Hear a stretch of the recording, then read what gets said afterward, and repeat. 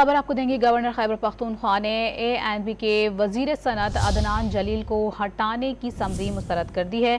अहम तरीन अपडेट है, गवर्नर खैबर पख्तूनख्वा ने ANP के वजीर सनत अदनान जलील को हटाने की दी गई समरी मुस्तरद करी है और वजीर आला आजम खान ने अदनान जलील को डी नोटिफाई करने की समरी भिजवाई थी, जिसे मुस्तरद कर दिया गया है।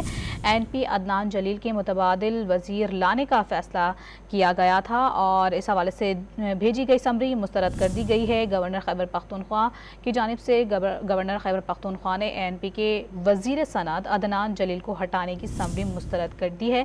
इस बारे में तफसीलात हासिल करेंगे डॉन न्यूज़ के नुमाइंदे अब्दुल हकीम मोहम्मद से। जी अब्दुल हकीम, बताएगा इस हवाले से क्या तफसीलात हैं आपके पास?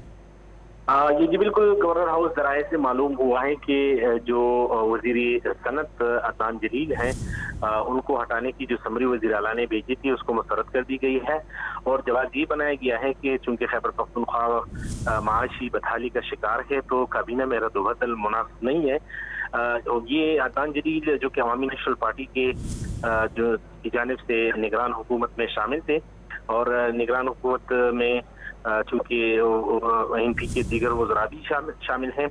अवामी नेशनल पार्टी ने ये इल्ज़ाम आयद किया था अदनान जलील पर कि उनका कुर्बत है गवर्नर खैबर पख्तूनख्वा के साथ। इस वजह से गवर्नर खैबर पख्तूनख्वा और GUI के साथ पहले से खैबर पख्तूनख्वा में अवामी नेशनल पार्टी के इख्तिलाफात चले आ रहे हैं। तो इस वजह से उन्होंने अदनान जलील पर यह इल्ज़ाम आयद किया तो उनको हटाने की समरी वज़ीर आला से रिक्वेस्ट पर गवर्नर को भेजी गई थी और दूसरे मुतबादिल वजीर को काबीना में शामिल करने की दरख्वास्त की थी। तो वज़ीर आला ने जो समरी है वो मुस्तरद कर दी है और जो वजीर है वो अदनान जलील वो अपने ओहदे पर बहाल है। सही समरी मुस्तरद कर दी गई है। क्या वजूहातें बता रहे थे अब्दुल हकीम मोहम्मद, आप बहुत शुक्रिया आपका।